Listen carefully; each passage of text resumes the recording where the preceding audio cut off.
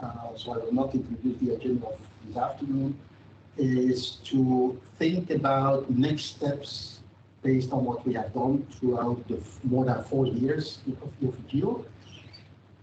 So we have done a lot, we have results. I will not introduce EO4GEO again, you should know by heart.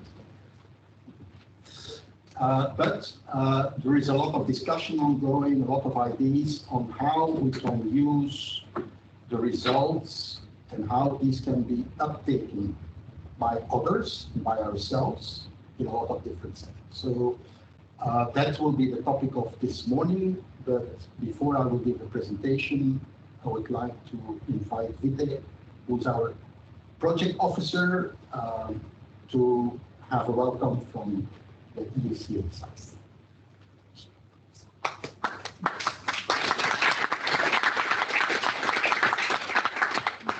Good morning. Thank you, Danny, for the introduction. I already talked with few people. I think we've met with many of them. Maybe I don't remember the names in Leuven, but people said they remember me, so I'm happy. So I am your project officer, which was participating in the selection of this project in 2017, long time ago, it seems now, after all events which happened last year, right? And I was following the project all 4 years together with all the partnership, and particularly with the coordinator of the project. And I'm very happy that she took the project until the end, because it's a very big project, very complex, and it's very important to have at least one person who knows all the details, all subtleties. Okay. So this is one of the 21 running blueprint projects. Blueprint projects, as you are participating in one of them, you know these are the projects tackling skills gaps in specific sector. So Space4GEO is one of the 4 first projects, pioneers, selected in 2017. So you really had to open new ways and to explore new horizons and to learn how to do things and share with the others who followed. Now we have 21, and Blueprint is considered as very important action, which is feeding many of the Commission's actions in the skills area. So they are feeding the new skills agenda for skills. They are also in the new Erasmus Plus program, in the Alliances for Innovation, part of the Alliances of Innovation. So you can think about a new blueprint if you have some ideas. So it's really continuing, it's not stopped. We did a selection of new projects last year. They will be announced in June, July this year. We selected, I think, 6 projects for new sectors who did not have blueprint, which is public preference. But if you apply for a new project, it's important that you find a new angle. You are looking at the skills, you are building on what you created, and then you can create a new blueprint with the same partners and, of course, involving new ones. So I took this one in the beginning because I was thinking to remind you what important results you produced, but all is written much better here. And I think the results are really impressive and very interesting and very innovative, and addressing the skills needs of people in, okay, it's not a sector, it's very transversal. And I would like just to mention that this project is very important because it's supporting the green actions of the European Commission, including the Agenda for Sustainable Development and the Green Deal and many other activities the Commission launched a few years ago. So this project is really feeding to the fight against the climate change, and I think people need these skills to really help our societies to achieve a better future, we hope. So now, as you have still approximately 1.5 months left until the end of the project, and then you will start preparing, your report and summarizing, concluding everything and sending to us. So I will learn much more in a few months. But now I think it's a really good moment still until it's not ended to gather the partners and stakeholders and to think of course, you have action plans for sustainability and everything, but really to discuss and brainstorm as we already can meet in person, and this is very different than from online meetings, really to get your ideas and to put them forward and to be ready when the project ends to continue and to ensure that the results are not just put in the drawer and forgotten. I wish you a very interesting and fruitful discussions and good ideas for ensuring that the project lives on and is continued. Thank you. Thank you.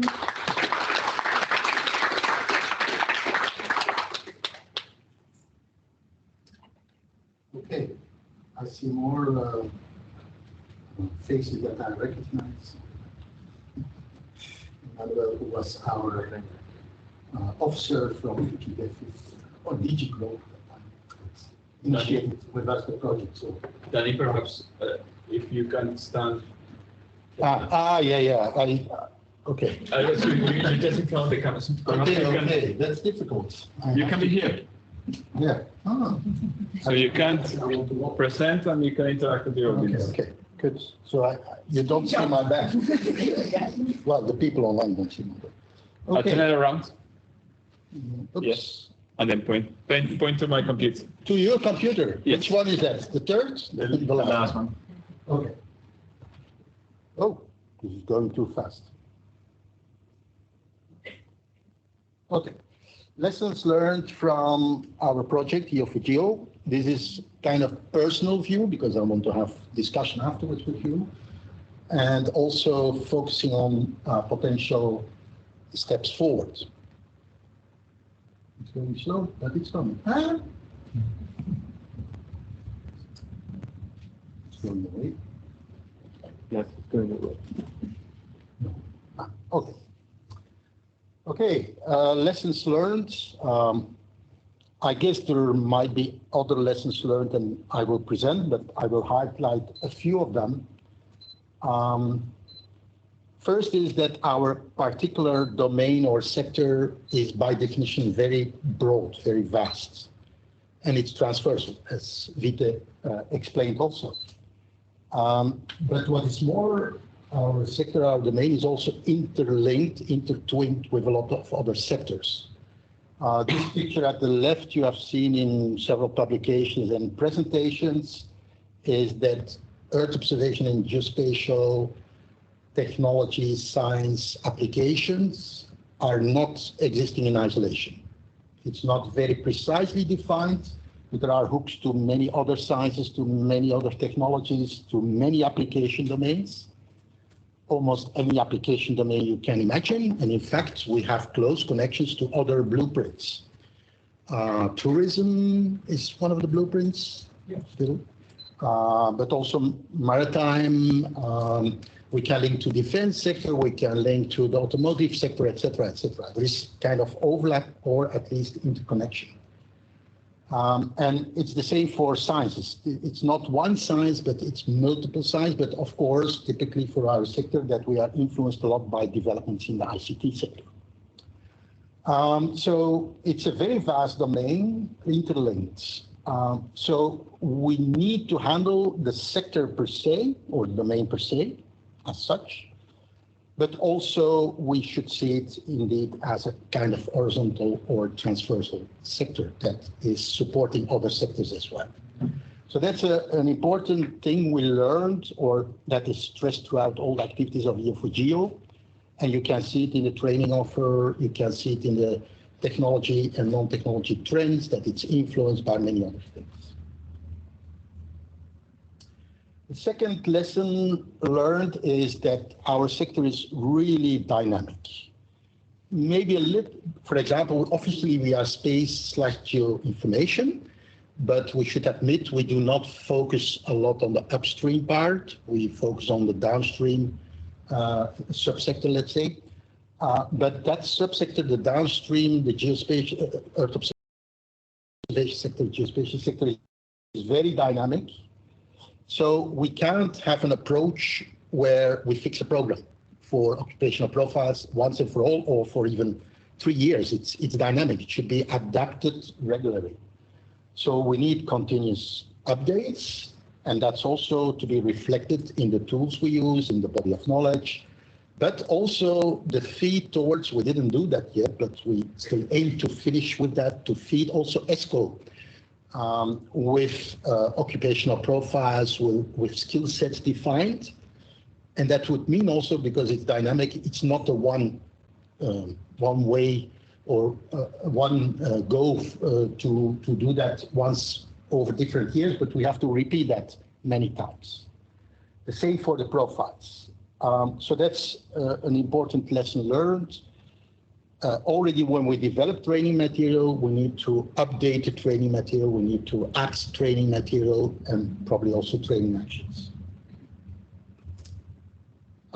It's also, we learned, or I learned at least from our collaboration, we have a big consortium, alliance of 25 partners. We have in the meantime 47 or so 50 associated partners, potentially a lot more. Why is this, and why is this not yet not enough? Is because it's impossible as a partner, an association, a network, like Nereus, GISIC, etc., but also big universities like Leuven or other big universities like Salzburg, it's impossible to do it alone and to cover everything. You need this collaborative and for me also collective, which is something different. And that's maybe still where we have to work on. Collaborative we have done and we continue to do. We have each our tasks, but also we collaborate for training actions. It's not one or tutors only from KU Leuven or from a company. It's usually a combination. But collective endeavor means that we have to think about the whole, not only from the perspective of our own organization, which usually is what we tend to do. No, we think as KU Leuven or as ERSC or whatever, which is fine. But we need also to think from the perspective of the full ecosystem and develop the programs and all the other things accordingly. So it's clear from the past 4 years that it's impossible to offer from single organizations complete programs to cover everything. Impossible. So we need, by definition, to collaborate better. Another lesson learned for me is that we need to embed more intelligence in skills development, in how we manage knowledge and skills, or how we manage also training materials. So it applies to many things. It applies to how we monitor and assess developments and the skills needs, but also the way we offer our education and training. Now we still have, in the context of EO4GEO, the traditional website where you can find the learning material, you can find training actions and have access. But I discussed with a lot of potential interested parties outside, and they still have problems to find their way through the forest is big with a lot of trees, and it's not always easy to find exactly what they need. So the way we guide learners towards an optimal learning path or how they can uptake and consume what we have developed. Okay, for the time being, it's a limited number of actions, but if it further develops and you have other subsectors and other training material added and so on, it will become more difficult. So we need really to have more intelligent mechanisms to monitor development, but also to guide and to help learners, potential learners. And then we can think about artificial intelligence, machine learning, natural language processing, semantic web technologies to support that. We didn't do that in EO4GEO, but that's something for the future, in my opinion. Also, what I learned, and I think you will agree with me, is that there is a great interest in the training offer. So I don't know by heart the numbers, but I don't know if someone from Plus is here. The responsible person for the work package is here. So there was a lot of people attending the different training actions. Only that figure shows that there is a big interest. Potentially there is more because, okay, the training actions were rather to test and limited in scope. And it's interest coming from organizations. As organization, it's coming from individuals. But we see also an interest internationally in what we are doing. So that's quite important because if we want to be sustainable, we have to build further. And if there is not a real interest, then of course it's more difficult to sustain and to further develop. And this international perspective is not only Europe, but it's beyond Europe, that's clear. The interest is in the training offer, but not only, it's also in the way we have done things, in the body of knowledge as we conceived it, in the tools that we have developed, etc. So it's multiple interest, let's say. And then maybe the last lessons learned, or one of the last lessons learned, is that there is appreciation of what EO4GEO has done, but still there are a lot of other hidden opportunities. So we have to further exploit the last 1.5 months and to document it well because things have been done. But a lot more is possible, and we need to further exploit that also after the end of the project lifetime.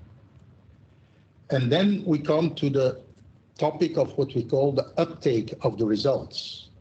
So, as also Vytaute said, it has no sense to do a perfect 4-year project with a lot of activities, high quality, good collaboration, good results, tangible and less tangible, and then put the things in the drawer and well, usually the reports disappear anyway, but the tools and the book maybe is more of interest because you can do something with it and also the training materials.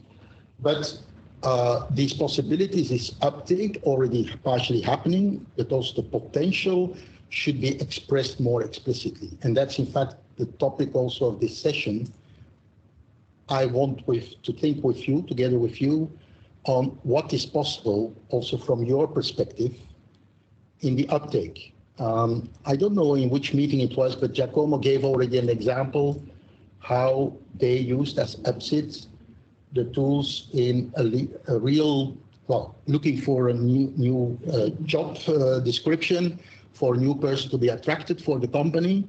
And then they used the whole flow, the whole procedure and the tools to describe that, and finally also to find someone, if I understood well. So that was already a good example, but there are not enough examples like that. And most of you have filled in the nice table on Slack, initiated by Climate Kick, to bring ideas of what you have done already, what you intend to do, as kind of update of the results of EO4GEO. But we feel that some of them are maybe not explicit enough. We need to describe it better, and we are sure that there is a lot more potential. So if you start thinking about it, and that's what in this session we also want to do together as partner, and I hope online that people can put things in the chat. You are recording, I suppose? Yeah. Okay. So this is what we call uptake of the results, so that we, and the cases we want to collect is not per se on usage of the tools in a narrow sense. It's a little bit broad. And I want to illustrate that with 2 examples, recent examples at KU Leuven, just to give you an idea what it can be. Of course, results, what do we speak about? This is a figure from EPSIT as well. In different documents, in different presentations, you will see that it's the tangible and sometimes also less tangible results. It's the bulk, but it's also the watch we want to initiate and that we started already. It's a training material, etc.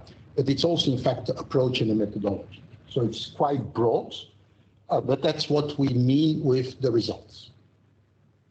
Okay. First case that we have applied and still working on it further is, as an example, the use of the results of EO4GEO for a call for tender from the Moldovan mapping agency to develop and to propose services to develop the national NSDI data standards, so geospatial, and working on data models. Okay, that's a typical example. Moldova, you know it. In the meantime, unfortunately, it's a lot in the news because of the war in Ukraine. It's not a big country, but they have also, they work in the same domain, not in space per se, but in geospatial more, also in Earth observation. And this call was interesting because what we had to do is to try to, and I will see what happens, to try to match the specifications on the experts to deliver with the knowledge and skills required and the background experience and with the CVs we had. So we submitted Leuven, EPSIT, and Cadastre International in the Netherlands. So it's a typical case. You might apply for a call for tender or horizon call or whatever, and the call has some specifications. In this case, very explicit on the profiles they required. They didn't call it occupational profiles, the profiles they required with the skills required. And then, of course, you need to propose people. Okay. And usually it's done like this. You say, okay, this person or this person, it's clear. In this case, we started to compare by annotating the terms of reference on the one hand with the profile described and the CVs. And then we used the matching tool to compare to see which were the most optimal or the best CVs to propose. Okay. So we were winning. So I guess we proposed the right CVs and we had other good proposal. But you see there, maybe you might not think about such a case to use the environment and the BOC to do it. But in fact, it's a typical case where you can do it. And we do a lot of this type of work. We propose many, we prepare a lot of bids, not only universities, also companies. So it's a perfect environment. The results can really be used to do this type of preparatory work. Okay. The second example is more on the education and training. That's case 2. So some of you know that I was in St. Lucia last week, not for holidays, but on another project supporting the implementation of the National Spatial Data Infrastructure of St. Lucia, including capacity building, very important part of the package. So the whole NSDI is meant to support disaster monitoring, disaster management, intervention, precautions, etc., or predicting, let's say. It's a small island in the Eastern Caribbean, so it's not a big country. But they have a lot of challenges, and they use Earth observation and geospatial to support policy, to intervene, and to do a lot of things. What do we do? Because this is still ongoing, is that they have already a register of occupational profiles. So Ministry of Public Affairs is managing this. It's all well described. These are a few examples. There are more, because there are more than 200 profiles defined in the country. But these are a few examples that might be relevant for us. I still have to check whether remote sensing is one of the profiles. I'm not sure about that. But, and Earth observation is less pronounced in the current profiles. So it's a lot focused on surveying, traditional surveying still. But there is a full potential there, because one of the requirements is to revise the occupational profiles and this register for the geospatial and Earth observation related profiles. So not for all profiles, but for those, and the ICT profiles as well. So what we are currently doing is analyzing current occupational profiles and compare them also with what we discovered or have as a result from the work we have done in EO4GEO, and compare them and try to improve and also modernize their profiles based on that. So we are currently analyzing the profiles, and we probably will develop a few new profiles for the country because they are still in an earlier stage of NSDI and geospatial development and Earth observation development, so there is a scope of broadening and modernizing. The big challenge will be there because in the occupational profiles they have also a definition what this profile should be know and able to do. So typically what we also do, so kind of skill sets, not very detailed skills, but rather skill sets are defined in the current profile. So what we will do is to connect also to the BOC and to see whether some of the skills, which are very detailed, of course, and maybe the more high-level skills, how they can be fed into their system. And that's what we also will do. So besides the curriculum, besides the occupational profile work and descriptions, for which we will rely on what EO4GEO is offering, we also will develop a kind of a baseline curricula for the different profiles, identify them, and how Earth observation and GI data technologies can be used. So we will also include the case-based learning approach, defining the curricula from starting from real-world problems, from real cases, and we are already looking into the reuse of the learning material or part of the learning material from EO4GEO. So that's another typical example, relatively easy, how you can rely on the results of EO4GEO to reuse parts, some components, and to further develop it. So we started in the work of last week, and we will continue that work to use the CD to make the curricula. This is an interesting example as well because it's not academic training, it's real vocational training for officers, for management, for different levels, different authorities, and also the private sector will be partially involved. Okay, that are just two examples. So you might have already questions because then I will go to my questions towards you and then you have to work a little bit. And we are still in time, I think. Maybe so far you have comments or questions, or maybe you have other lessons learned that you want to raise or to stress. Anyone that wants to intervene there?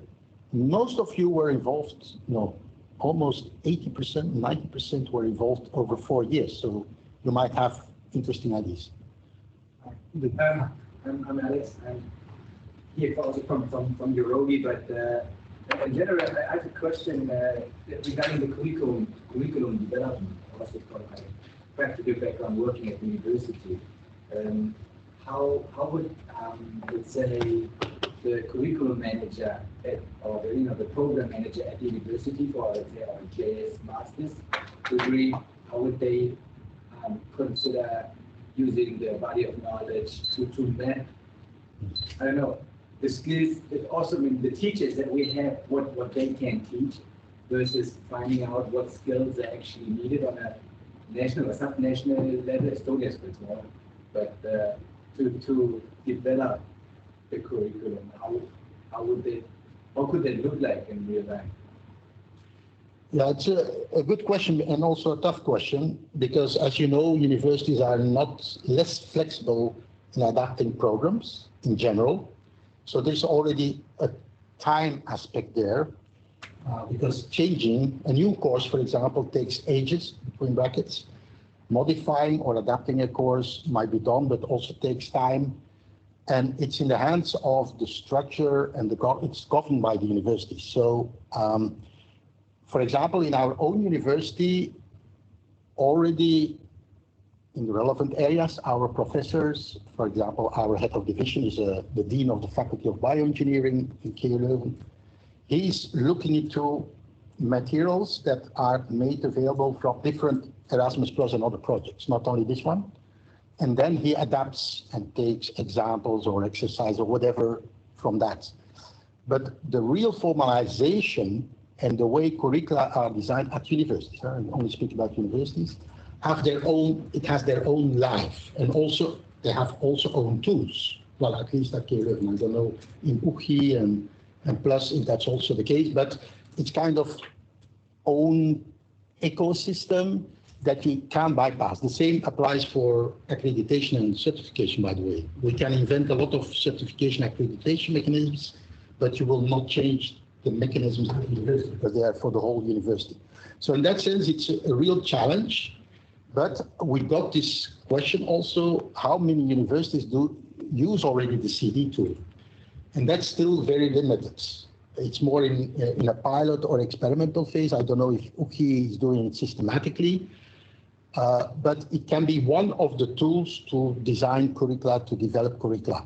And I don't believe that universities will take over completely the system, or at least not immediately.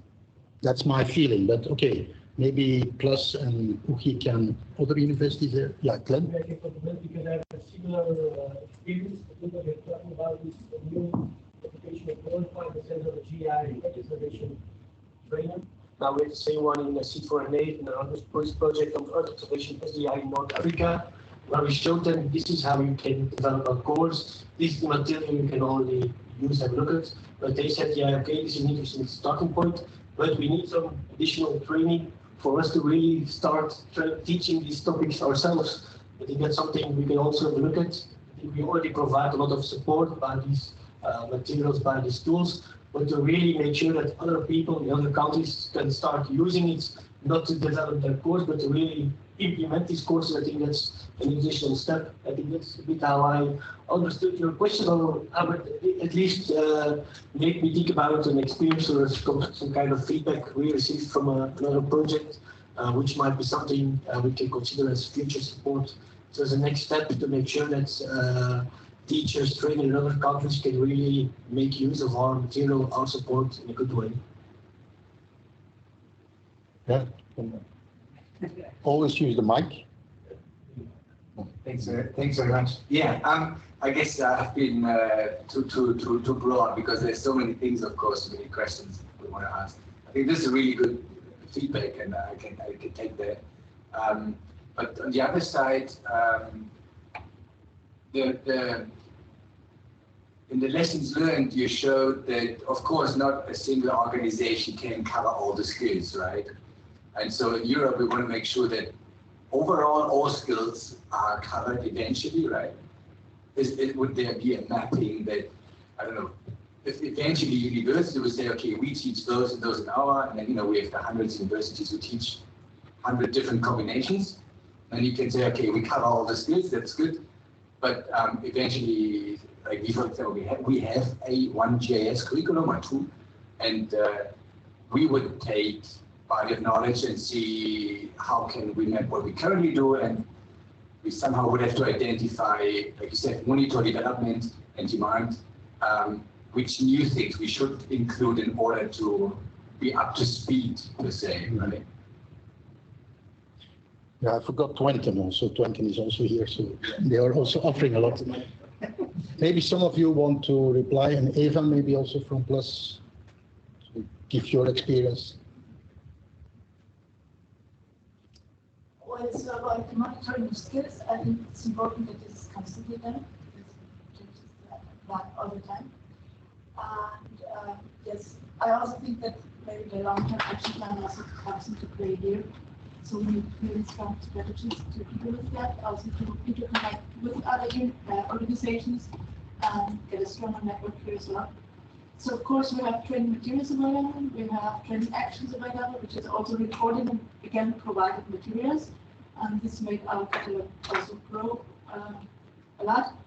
And what I can say is, when materials are reused, as already was mentioned, sometimes parts of that were reused, and that they were also complemented with further materials. We also have a challenge here that when parts are reused, to maybe enable it a bit more, but again, these adapted materials are available also. So we have to share right license, of course, but also to make sure this is also again available, made available to further build on that.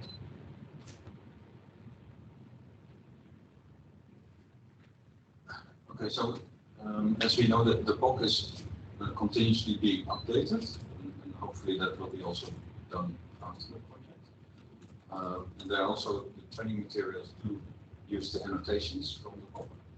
And if you look for training materials, you can also search by POC concept.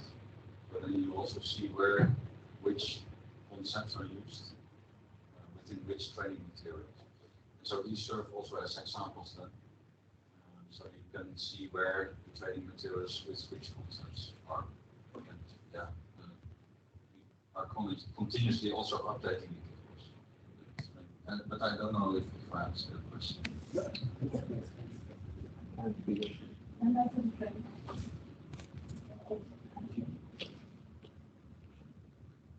I'm not sure whether I speak loud enough. If I No, there is a microphone here. Okay, that's fine. So, okay. Loud enough for everyone. Yeah, Yes. okay.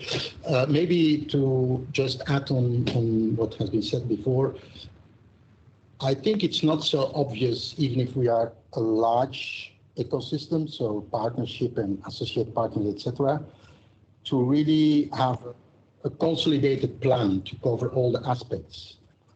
But I think we should rely and further build on the CopHub.ac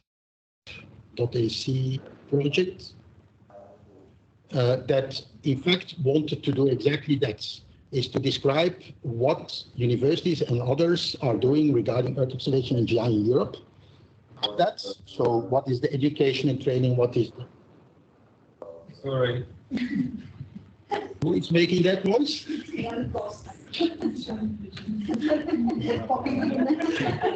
Is it Gelto? No, it's probably taking this on. Okay, so so the CopHub project had also practical steps to have a kind of dashboard system to understand who is specialized in what, where in Europe, regarding education and research. And so that would be very complementary. We didn't do that. Well, what we did was mapping who offers which education and training, but that was at one particular point in time, so you need to do that continuously. But at least we did that. But in CopHub was more a mechanism, kind of hub, where you can find this information. Because the real planned full coverage, agreeing amongst university, etc., will be very complex. It will not work, I'm afraid.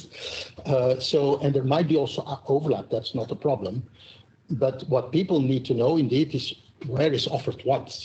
And we will come back to that in the session this afternoon, where I will explain on what we should focus in the strategy and the long-term action plan. What are the challenges there? Because we proposed a lot of things, so it's a huge and very ambitious plan.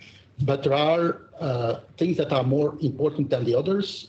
And for example, knowing exactly as a learner, whether as an individual or an organization, it's very hard to really know and find your way. For example, I had discussions with Deloitte Belgium. They work on the space aspects, but they are not experts. But they need to understand the basic things on Earth observation, geospatial, etc. And they try to find a course offer for their people, not to become experts, but to become novice users of space, geospatial, Earth observation. And they did not find. They asked me personally because I know them. But that's not a good way. Potential learners should be, and we will come back to that, be guided so that they can follow a learning path that match their interests and also their current knowledge and skills, etc. We don't have that yet. So that's something that would help, and also the specialization, and that you at least know who is specialized in what. For example, not only universities, but also companies, so that you find them back. And we know that EPSIT is very specialized in geospatial data harmonization, etc., etc. We know that, but others should also know. Should be kind of, it's not a repository, but a way to find this information easily back. And I think CopHub was a good project on the horizon that delivered also some first pilot tools to do that, but that could also be further developed. For example, in the long-term action plan of EO4GEO. Yeah, The Glenn? question to Sven and Rob, because you have the slide on machine learning, text analytics, and Sven we discussed 15 times before. Because I also believe in that idea. If we now, for instance, have this case of we want to compare our teaching with basically plots Spain, we have our voices teachers, we have these online ones. Yeah. Okay. So my question is this slide on this, so now we always need this annotation, which is an additional step, some effort that needs to be done. Then you have this slide on application of AI, machine learning, I think it's also text analytics. Could you explain how far we are now from applying this? Is this near future? Is this long-term future? I think we discussed it a few times, and it would be good some of these ideas maybe on experimenting, but because in my opinion, this could be a huge, let's say, change in really no longer needing to do this annotation, but trying to automate part of this process. So if you raise right, it was maybe an hour instead of an hour. Also, this slide in general. Yeah, or I don't like I think you know what I mean. Yes. The question is, how far are we from that? So I think we are not so very far. So you are right that at the moment we have the book annotation tool, but we need to do that manually. And in fact, we applied for a project together with Leuven and other partners. And one of the partners there is an expert in automatic text analysis. And what we want to do there is to do exactly what you were saying, is to do automatic analysis, concept extraction, and mapping these concepts to concepts in the body of knowledge. And of course, we have to see how far we can go there, because this is not it's not something easy. But I think that it will be possible. So we are close, and actually, in fact, we have a proposal running, so hopefully we get it. And this is exactly the next step that we also think that we should do. The next thing that we should add to the tools is automation. Well, Glenn, I'm also happy that you asked this, because we have currently started an internal project at University of Twente, which we call EO Course Hub. And this project intends to cut down our education in small pieces, we call them learning objects. And we are going to provide personalized learning paths to our students. So based on the learning objects and their semantics. And for that, we also will use AI. So it's something that we have not implemented, but will be done like next year. And so learning paths will be constructed based on not only AI, of course, also there's a human in the room. So the students can select their personal decision, right? We say, take a break, then we continue with the concepts will be used from the body of knowledge to annotate Maybe objects. candidates, And that is but they have at the moment still provided unmentored. IDs and the cases. Yeah. Yeah, okay, do the first. But also there, we could think of, let's say, suggestion by an engine which concepts could be added and annotated to specific parts of the education. Giacomo wants to say something. So it's not very much related to this specific aspect of automatization of annotation, but in terms of lessons learned, I can't remember how many of you were at the kickoff meeting January 2018, and in further discussions, which I stimulated together with other colleagues, about the space/geoinformation, EO, Earth observation/GI. We always, in my opinion, this is a big lesson learned, and we still need to learn a lot about that, because we always or frequently thought indeed with us two quite separate aspects of the same big topic. But now I would say somehow in the project we have let's say, unbalance between the Earth observation with respect to GI, but that's fine. I think that the future in front of us, but even the current present, is stimulating a lot that, thanks to what we achieved in this project, is a nice and effective way to better integrate the two things. Because For instance, speaking now with a professor of computer science at our university, which is not an associated partner yet, I don't know.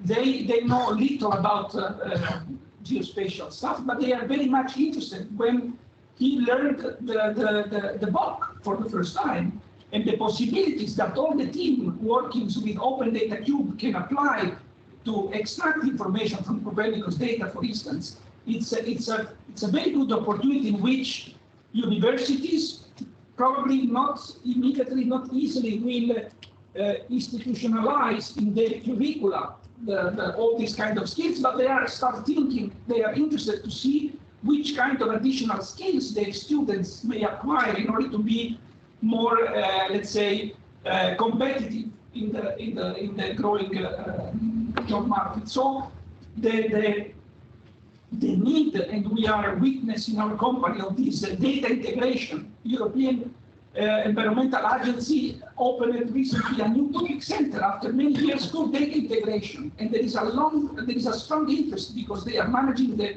Copernicus in situ component, and there is really a strong interest in that. And I think that these challenges of the new emerging labor market, in this context, our project can play a key role because the flexibility, even though still manually, but it can contribute a lot in building curricula, profiles, comparing offers, job offers in a very effective way. Yeah. And this is my heart. Good. Okay, are there any questions or comments from the online? No. Okay, no. Any other intervention? Otherwise, I will ask you to take 10 minutes of your... Oh, there is another question. Yeah, sorry. The other word from ULB. I was wondering how you will support the Lambda user, the one that doesn't know all what you have done. That would come from the other side of the digital divide. I'm working with, we are teaching, we have a 6-month GIS training that is aimed to skill to train a number of people coming mainly from Africa. And even though the digital divide is evolving in a good way, I mean, it is still very steep and sharp, and it is really a problem. So, will you attack this problem, or what is your position? I'm not sure I can provide a full answer, but in the long-term strategy, that document is available. Maybe you have seen it. It's online on the website of EO4GEO. And I will come back to that in this afternoon, also in the other presentation, is that we focus now in the project mostly on academic students or learners and professional people that need upskilling or reskilling. If we look at, I don't know if we have the details from all the training actions, but I guess that was broadly most of the people we reached out to. A lot less to youngsters, like in schools. I think there was one of the actions also, or one of the training initiatives also focusing on schools, but almost nothing throughout the project, more on professional. But in the long-term action plan, we also want to reach out to citizens, so citizen engagement will become important, but also to try to reach youngsters by other means. Therefore, in the long-term action plan, we refer to the development of good MOOCs that is more easily accessible, also, for example, for people in Latin America, Africa, etc. So also pushing the internationalization, because we feel there is a real need and demand also there. But also to look into new mechanisms for teaching and learning. So the way you teach. So what we do typically at universities or also in vocational training for professionals is maybe not really adapted to younger people, etc. So we are thinking, and in the strategy it's stipulated, in using techniques such as gaming, visualization, advanced visualization techniques, or such as virtual and augmented reality, as part of the way we transfer the knowledge and the skills. Because you are right, it's very difficult. There is a digital divide. It's not easy. The web access is not always guaranteed in different parts of the world, etc. But we think also that it's related to how we do the teaching and the way we offer that. So in EO4GEO as a project, we did traditional way, a lot of webinar type of education, which we saw also some limits, because in webinars you can transfer knowledge, but it's more difficult to transfer skills. It's very difficult. So we need to think very well on how we do it exactly and how we really can achieve those goals, also towards a public that we do not really reach now. But you have a very large, Yeah. there is a very large expectations. There are very large expectations toward for professionals and students and academics also. They know that these tools, EO and GIS and GI are so useful for them, for their development, to face their problems. So there is a huge expertise in the oldest part. I mean, it's nice to face the question of the topic of the youngest. Also, no, for everyone it's a challenge. No, that's true. We are training 15 people and we received 200 applications. Applications, yes. We cannot answer. No, but that's the traditional face-to-face teaching, no? Yeah. No, but I think that's why we need to diversify in a lot of other projects also. We do a lot of, and also in this context in EO4GEO, a lot was e-learning. I think one of the training actions reached more than 200 people, or I don't remember the figures, but 280 in one training action. But of course, that format was not with interaction and exercise, but rather webinar format. So every format has its limitations. You can reach more people, but in case of real interaction and transfer of skills, you need more time, you need smaller groups, etc., etc. MOOCs might be a part of that answer, because there, our experience at KU Leuven, we have a very powerful platform, edX. Even for more difficult, where there's exercises involved, we have MOOCs that reach also more difficult topics. For example, we have a MOOC on UML modeling with 35,000 students worldwide that register and that do their exercises and that go through the whole learning process and that have a certificate at the end.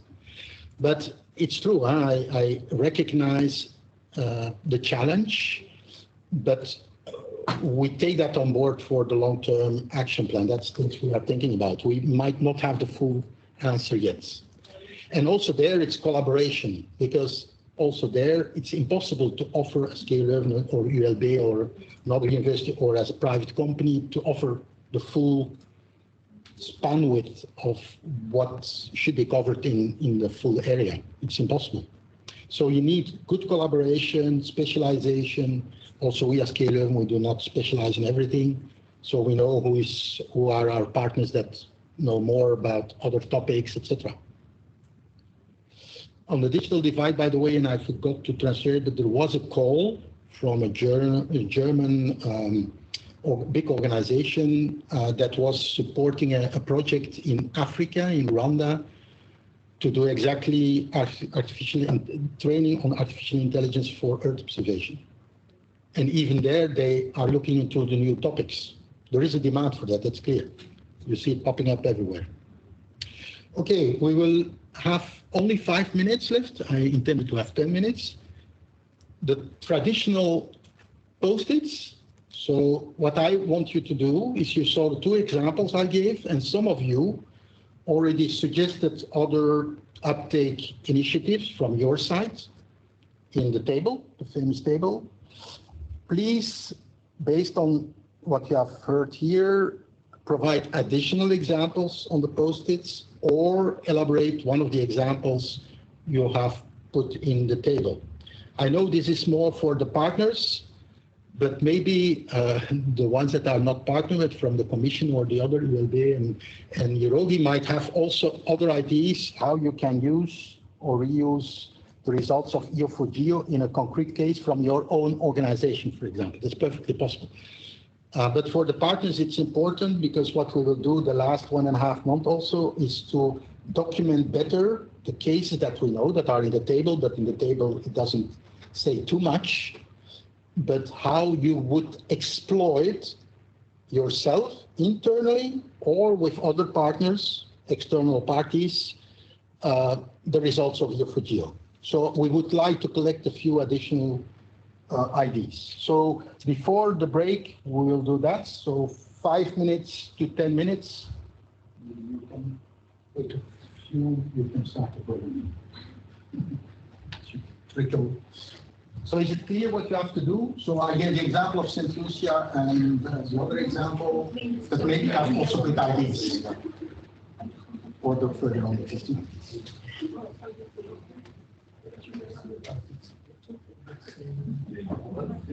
How many IDs? I assume that you have such a thing. If not, I have 3 left. One from Copernicus, one from a hotel, and another one from another hotel. I always take. Borrow. Borrow. And then you return them.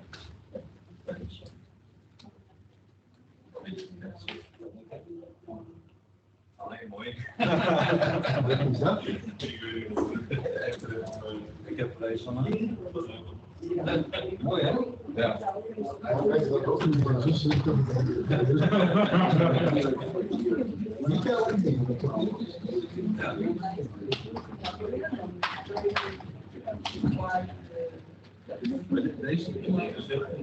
Ja, dat zijn wel. Ja, dat is.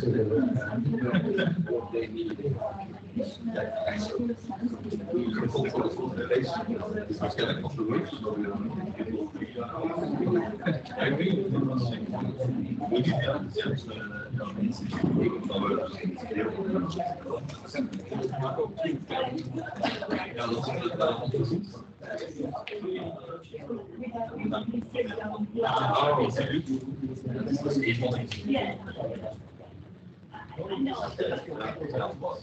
Ik heb dus misschien hoe oud deze is. Nee, wat is al waarschijnlijk. Ja,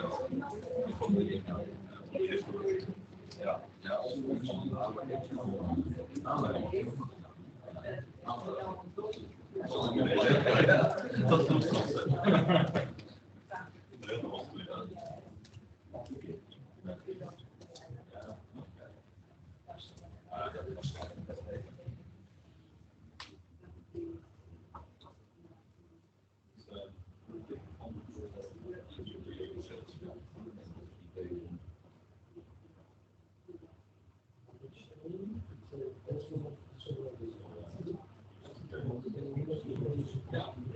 Ja. Ja.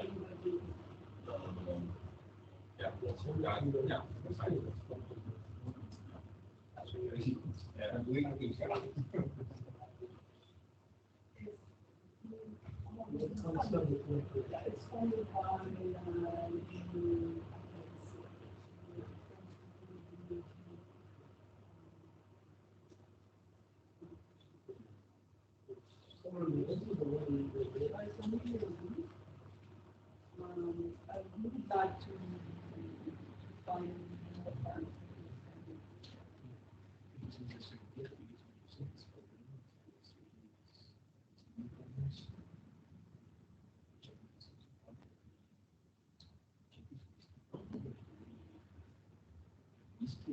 and there is an issue. occupation, because there is a lot of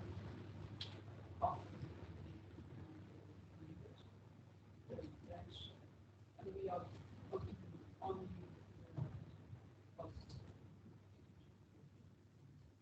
Would you like also? yes. That's my job.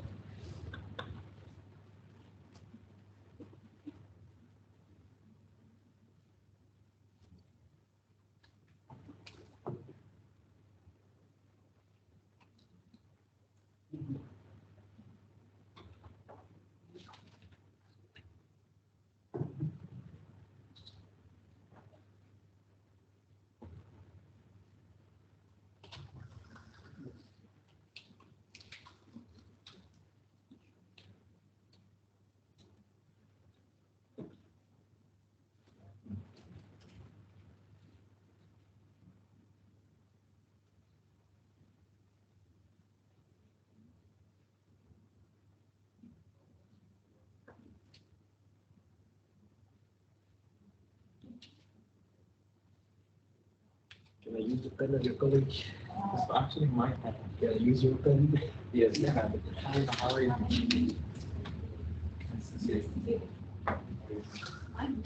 Yeah. Good. What the above? But yeah. It's type of meetings in which you have to be cautious of managing people around down. I mean, we should put something around and do online. When you press it, I think that now have not experienced that. My office is in London. Technically, our office is like somewhere. Yeah, I mean, so it brings a new set of skills, I would say, and challenge. Makes it more versatile. But it's still So, if you have finished writing some ideas, you can put it on the whiteboard at the end of the room, and then there is a coffee break. See you in 11.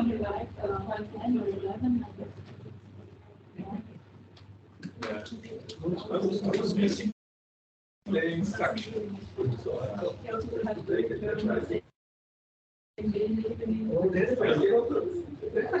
Yeah, yes, much faster.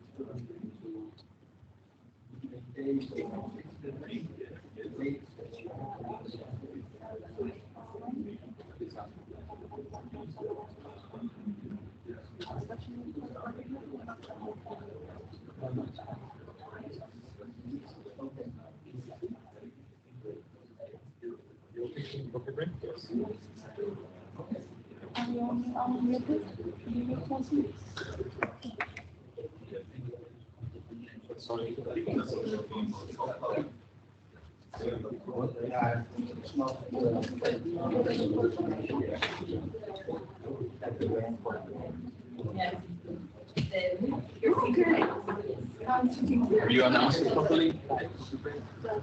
Yes. So put your post-its if you have them in the back. I'm not able to write today, so not too bad. That's my life.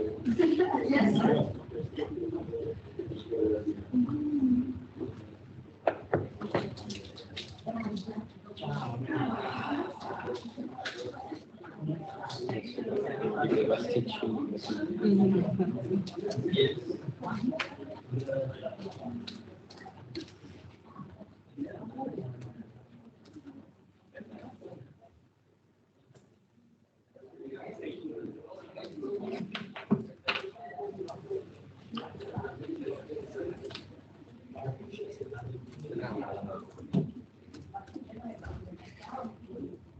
So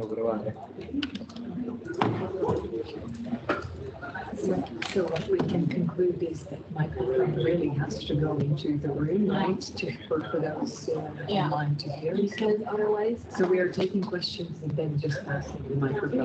Yeah. Okay. Maybe they should raise their voice a little bit. Yeah, but here it's okay. Yeah, here we have for instance, three if you were microphones. standing here, so I don't need. I mean, sometimes even from the back, it's really fun from the back. Okay.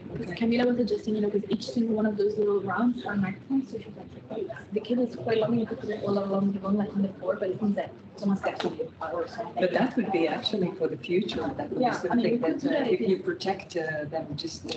Yeah, I mean, we could have raised that, it's just that, since we're not that many, I think. Okay. So how many people do we have online?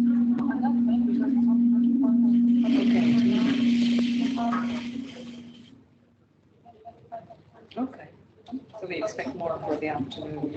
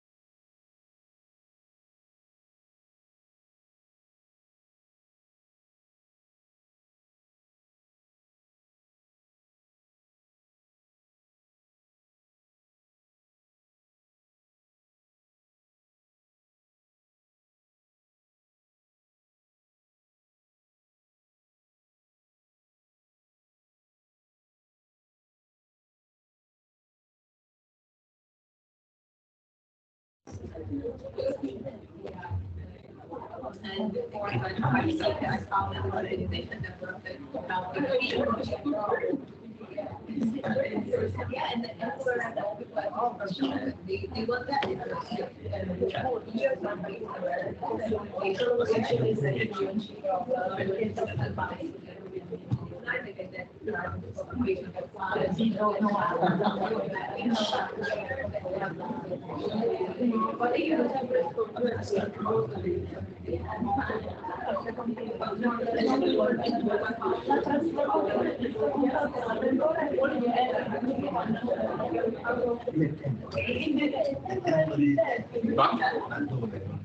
Oh, you're stuck. Yeah, because you stopped sharing the screen because you were sharing something. Ah, yeah, I stopped sharing. And Yeah, that I was wanted to where- tell you, but I didn't. Like, my conversation was like.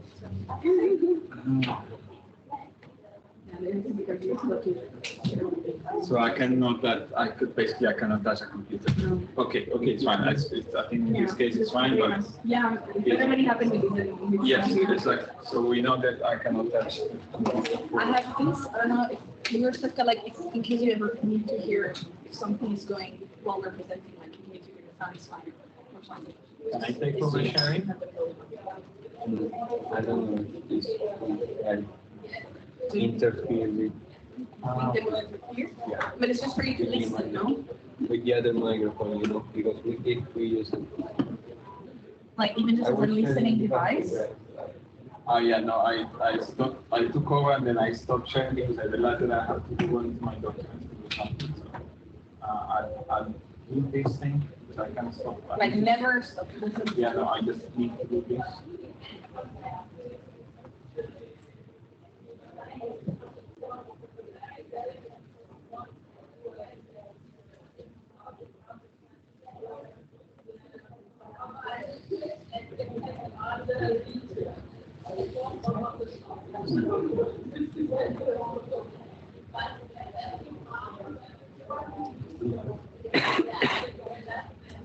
So now the sound is on. Now the sound is on.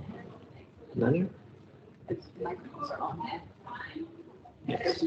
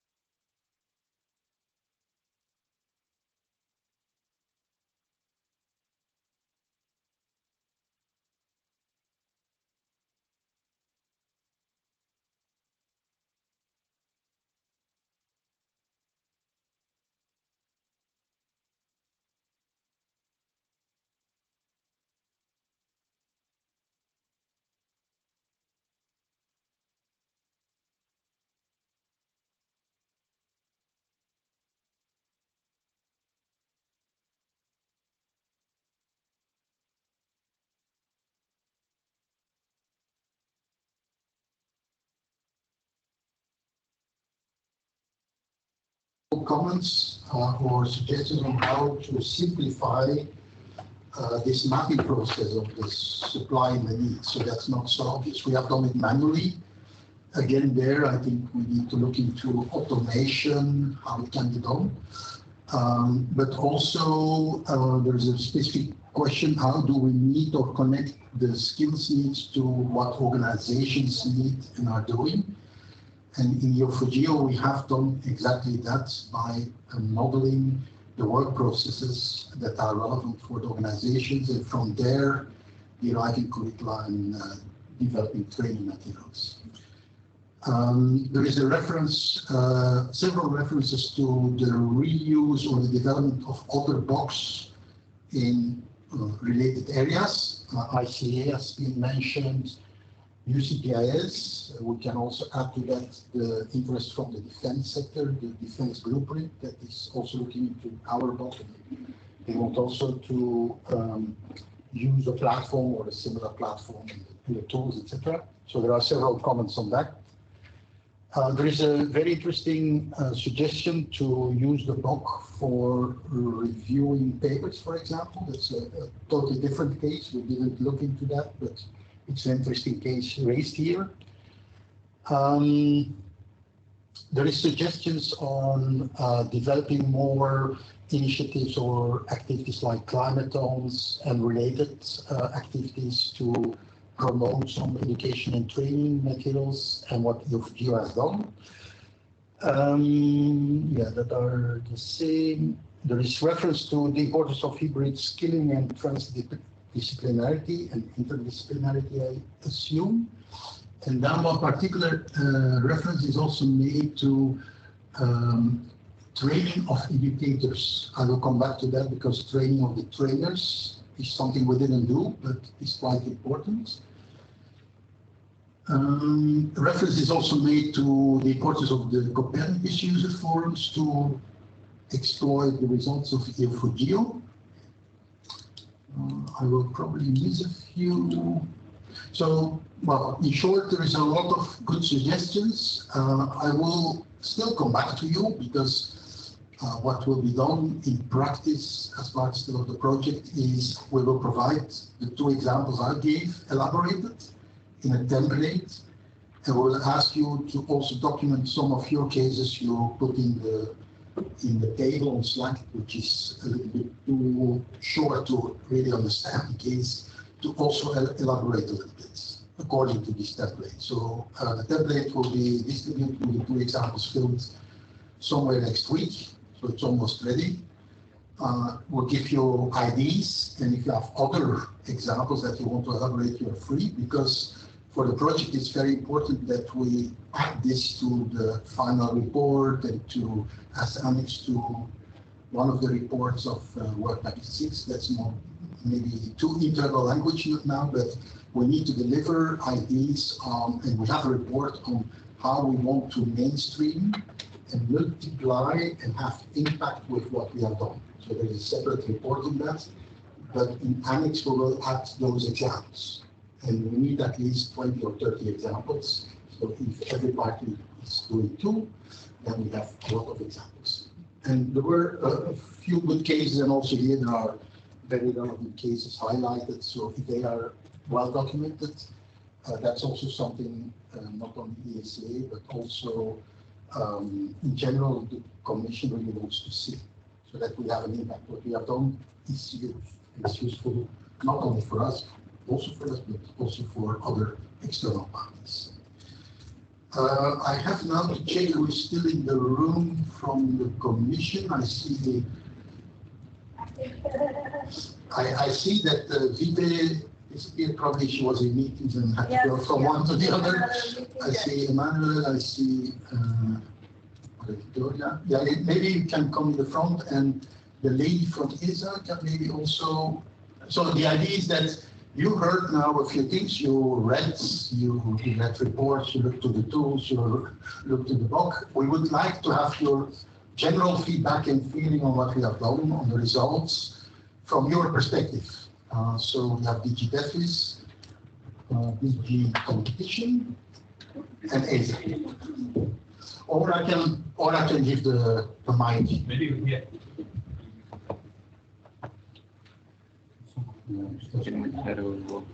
Do you want to come in the front? Yeah, and then they see you better. Otherwise, they have to turn their back all the time.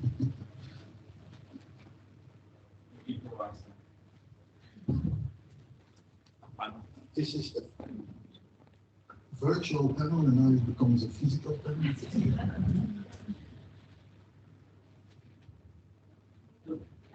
Who wants to take the floor first? We have a little bit more than 15 minutes.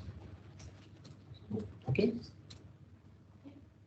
Good morning, my name is Natasha Galens. I work for the European Space Agency in the Education Office, so I'm more targeting in my job university students in science and engineering, trying to better prepare them for space-related career.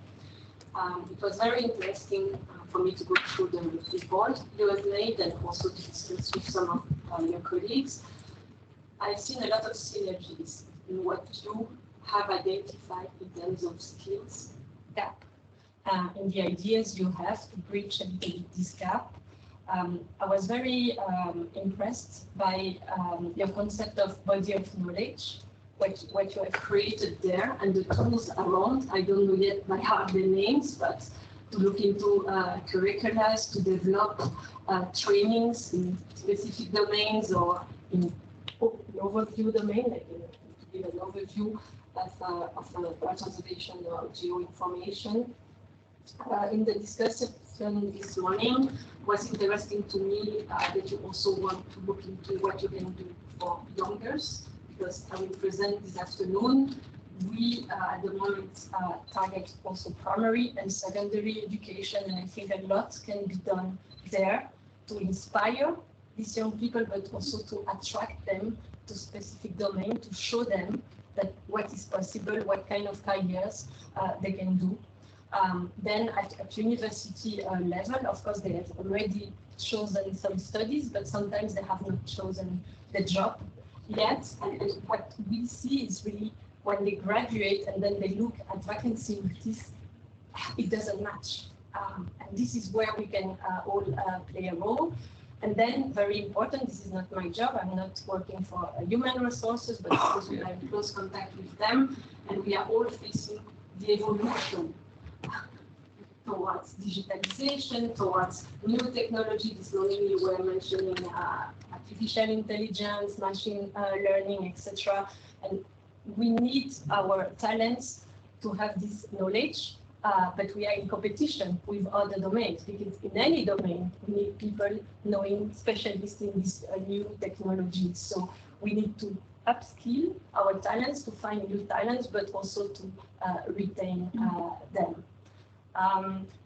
I think the idea of you trying to give an overview to map what trainings exist and for people to be able to personalize their training paths is very important. And there I think would be very good also to collaborate with the European Space Agency, because as I will present this afternoon, we are offering since around 30 years, I think, trainings in Earth observation, always in collaboration with the Committee on Earth Observation Satellite, to make sure that we don't repeat opportunity, but we try to complement the existing opportunities.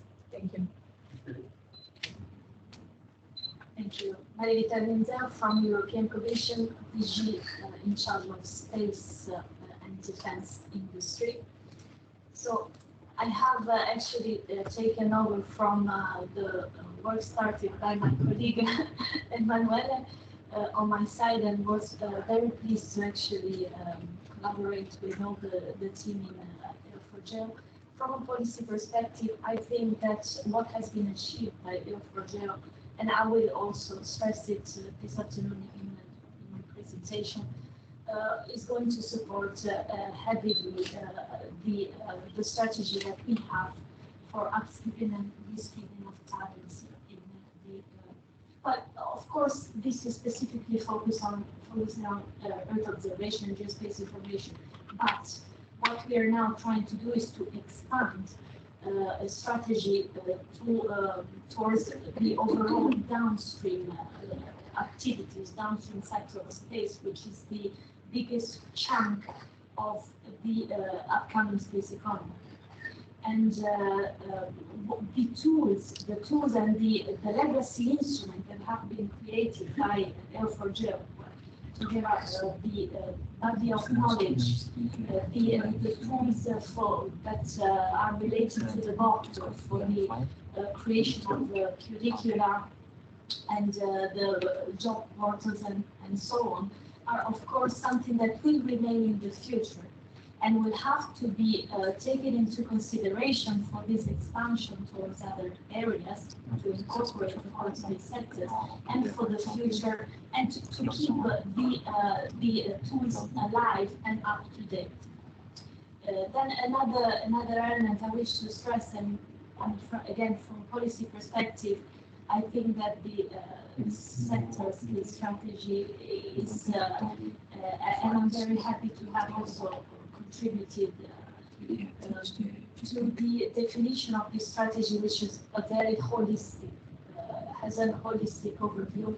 And in fact, this morning we also had a question on the internationalization and how can the project address also the digital divide, and especially in developing countries. So I think that the strategy is already focusing on this aspect of internationalization, among others, because obviously the strategy that has been developed and endorsed by thanks to all of you actually comprises the whole of the needs of the sector. Also, what Natasha just said, for the training at a younger age, and we will see also in the long-term action plan. I mean, how are we actually going to implement this strategy? Who are the actors? So maybe something that's okay. We will also have to reflect internally in the commission is on continuing this work and taking all the elements that have been produced and all the resources that have been produced by EO4GEO and support the work in the future, because we have a very good starting point. So I have to say. I think that's all for me. Yes, Emanuele Barreca, so I have been in this adventure with you in the last years, from the start. And the project itself has been for me actually it's an opportunity to evolve on my way of learning about the space economy, the innovation that space is bringing to our society, which are the barriers, which are the challenges still there, how we are trying to tackle them. And here we have really the main actors which are taking these challenges from different perspectives. On my side, as an outcome of this journey and also of my, let's say, target of focusing on researching and studying space and society since now it's almost 15 years. I'm starting a PhD. I'm starting it now, a PhD. Because I think there are many questions that we cannot yet answer. There are some angles and viewpoints that are not yet explored and tested, and few of them relates to the way how we can actually accompany the transition in a world which is changing, which is constantly changing, where there are unforeseen events, where there are new technologies shaping people's way of living, where we are facing the risks of embracing some paths without having all the information on the impact that those paths can have on people's lives, from young youth to aging transitions and so on.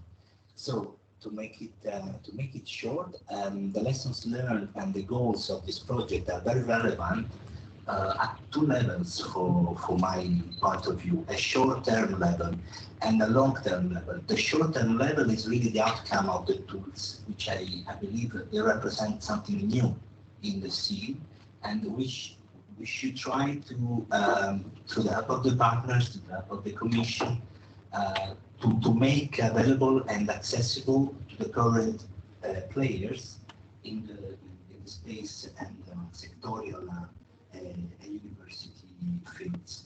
The long term goes into making linkages with research, making linkages with other sectors and areas which are not yet explored, transdisciplinarity, interdisciplinarity, maybe the paradigms of the education for the future, from young age to vocational education to bringing an innovation in the organizations which will benefit at the most from the potential of observing Earth. Private, public authorities, many actors. So and in many areas, developed, non-developed ones, and so on. But there are maybe other ways to make this transition go faster, or just actually filling some of these gaps that we are trying to identify through a methodology which is scientific, which is how to say, instrumental for us, because it's been the heritage of a longer tradition of perceiving or researching on the subject. But it could be other methodologies. There could be lessons learned from other disciplines, and that is an important point for this alliance, for this group of people and organizations which are looking into better solutions in the EO and GEO, let's say, education related. So for me, this transdisciplinary is one of the key. Hybrid skilling is another key. When we talk about the role of artificial intelligence, machine learning, computer science, how people actually is really integrating those elements into the way they work, into the way they learn, into the way they are informed about things, into their daily life, from being students at school to being citizens to being working in our organizations. A big role is the culture of innovation that those organizations, where they will grow, they will work, they will be educated, will bring to them. Art and science programs and initiatives is, for instance, an element that I have identified that can have maybe potential, and it's interesting to research because it's a way, a language, a set of tools which give easiness to understand the information to people at many level, from child level to new actors that they just would like to be, let's say, how to say, initiated to what is the potential from space. You refer to a consultant company. How to bring actually the perception of what Earth is, what is happening in our planet, the challenges, the impact of human activity on the planet, the fact that we can track, monitor, and be informed today about it. It's important that this information, this becomes an element of our daily lives, in my opinion, and to make it happen, for instance, the path to art and science outcomes, which are today being initiated and, let's say, tested through programs, could be researched to understand how they can be complementary to our EO and GEO way of approaching technical skills and so on. Well, this is my contribution to our panel. Okay, a few small additional questions. We also have a question in the chat from Marie, from Monica from ERSK.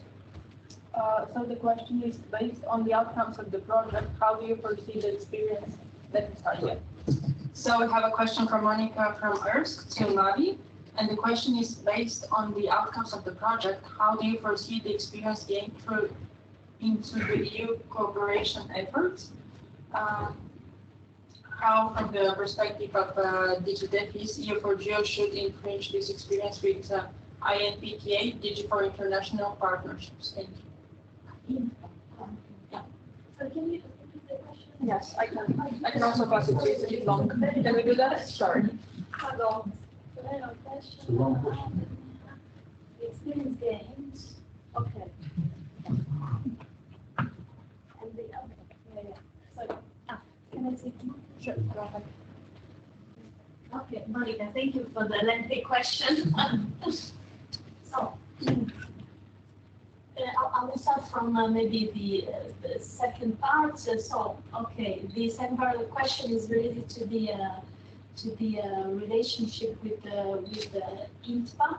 So, first of all, obviously we know space by definition is an innovative sector, and thanks to the space data, we really can.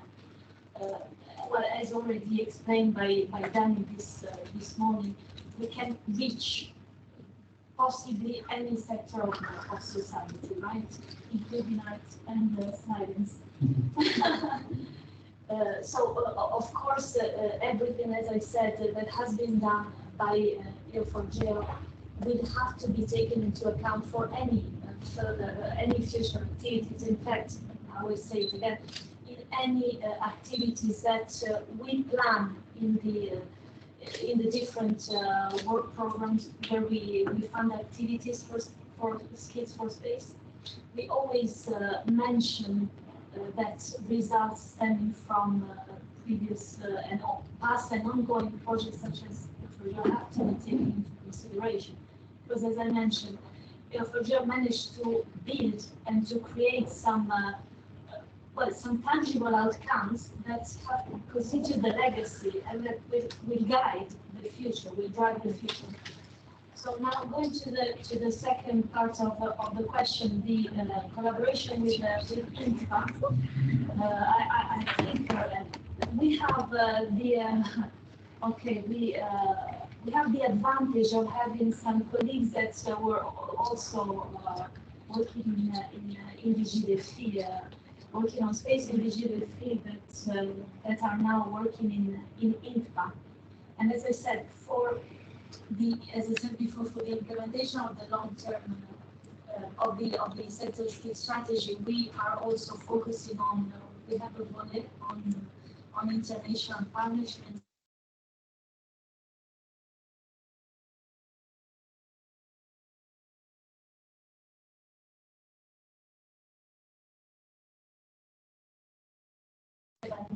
Sorry, that we benefit from the outputs generated by EO4GEO, we have to be taken into consideration for any future. Monica, I hope you answer the question. Because I see only 2 people connected. Okay, I still have, and then we will close for lunch. I still have one small question, but also another question. ESA is doing a lot on education and training, space, with Robert and Igor, of course. We also know, unfortunately, there is no representative of USPA, but we also know that USPA has an idea of working on education, skill development, support there. We have the ambition as EO4GEO in the long term to have this one-stop workflow to redirect and to document what is built, etc. Do you see that feasible, and how should that pan out? Because there are a lot of initiatives and we want to connect to each other. We don't know yet how physically that would work, but is there something where there is potential collaboration and also played a role by DigiDefis to streamline that and to stimulate the collaboration from that regard? I think this will be a difficult task, but it's feasible as it was discussed earlier, that it needs to be filled all the time and monitored. In the EO4Society website that we have, my colleagues are already trying to at least provide all the information related to visa opportunities, so not only for vocational training and professional training, but they also link to our activities for students. And in this website, they also try to link to what partners and other entities are doing, providing links to their own activities. So I think it's something, if you don't know it, you should explore, and maybe it's a starting point. And I'm not saying it's perfect, I'm not saying it has everything on it, but at least it's a start where they try to show to the users all the resources that exist so that they can find the best one for the specific needs. So I'm sure my colleagues would be happy to collaborate and see with you how at least the information they have could be shared in your platform. Thank you, Danny, for the question. By all means, my answer to you is very straightforward. By all means, the Commission will try to streamline and put a little bit of clarity in how to ensure this continuity of everything that has been started. So you mentioned the EU Space Agency for the implementation of the EU Space Program, EUSPA. For sure, I mean, as I said, EUSPA is an entity that implements what the policy objectives that are dictated and that are endorsed by the Commission. So, of course, obviously, always in collaboration with the European Space Agency. So, of course, EO4GEO has had a beginning and will have an end. The project is going to end, okay?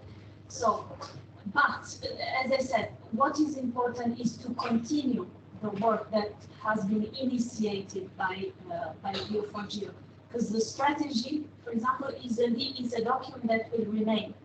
And we need to identify the right entities and the organization that are ultimately going to implement what is stated in what is written in the strategy and in the long-term action plan.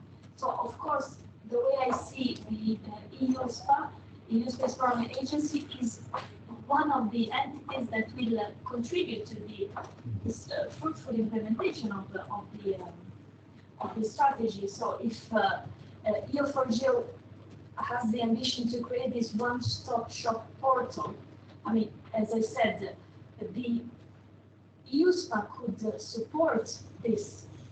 I think that EUSPA should be seen as one of the entities that could facilitate, that contribute to the realization of the desired path, which is continuation. And of course, but always we need to take into the back of our mind that we're moving towards Union Space Program. We have moved already to the Union Space Program. We don't have the Earth Observation Program or Galileo program, where we now have a single program with several components. So when we're looking at the downstream sector of space, we need to consider all the benefits in terms of space data services and application, and the integration of the application that are coming from all the space program components. So, yeah. One last question for Manuel, because you work for DG Competition. Yeah. I want to know, maybe from that perspective, how EO4GEO now already contributed or can do even better, because the basic idea behind was that we improve skills so that there's new markets, new developments, new companies, etc. Do you have some ideas on that from the perspective of? Yes, definitely. So one of the core of the Commission is indeed to monitor the implementation of the European Union treaties, so the regulations, the laws for enhancing a fair competition in Europe, and in particular looking at the competitiveness of the European companies and also of the on a global market perspective. So also the companies which that belongs to a transcontinental that has a transcontinental, let's say, profile, as as an organization. So skills is an element which is fundamental, of course, to achieve a business model in a company or to achieve targets on public authority side. So public authorities today are also hybrid organizations. So you have sometimes full public company organizations or public-private kind of approach into those actors. Now, the point, in my opinion, is that for what we consider as a space economy, or let's say the new space, we tend to see the value chains as an important reference point of the innovation brought by space. However, this is only one piece of the puzzle. It is important so to enhance businesses which start into the space economy, which brings the technology applications into value. But we cannot forget that one of the more important at the economic level is also the value for the final customer, people, citizens. So we have to have an approach which considers different elements. Innovation is not only we have a new technology and we have to maximize the business model in a way that we can bring it into the competition. It is also rethinking the way how we can accompany the culture inside an organization to also respect and also cope with other important elements which go beyond the competition in the market. So this is a reflection which comprehends a bit, let's say, the fact that today we live in an era where there are many factors which are impactful for our society and which derive from our economy. So we have to open the way how we look at things. We cannot only look at things from the inwards, from we need to be competitive, we need to teach skills, we need to reskill or upskill people. We need to go a bit beyond, because there are other elements which are really like impacting people's life throughout their journey from school to work and so on. Okay. Thank you. So I have another question there. If we can say if it's And then we will stop. So the last question is again from Monica, and it's to ESA this time, and it has to do with how Natasha, do you see the possibilities of EO4GEO outcomes contributing into the Ezero activities, which are country-based activities? So the SEOs are our centers that are co-founded by ESA and the national entity responsible for space in our different member states. They target more the general public, but also primary and secondary education. I'm not working with them directly, but they have several working groups on different domains. So for sure, I will share all I have learned and the report you have made, and the final one with the examples you will have with them. I think they, and I will present, have this afternoon, we have at that level already one main school program related to climate change, and they are looking into in the future developing more activities related to Earth observation, climate, but all other downstream applications. So I think your report will be very interesting for them, and all the idea and the skills gaps that you have identified, and where the young generation should go, where there will be opportunities and what they need to learn. I hope I answered the question of Monica. Okay, thanks to the panelists. And I guess we have now to a break until 1. Until 1. Okay, but it's lunch is here. Yeah? Yep. Okay. And so people online, you can have your break as well. We will keep it.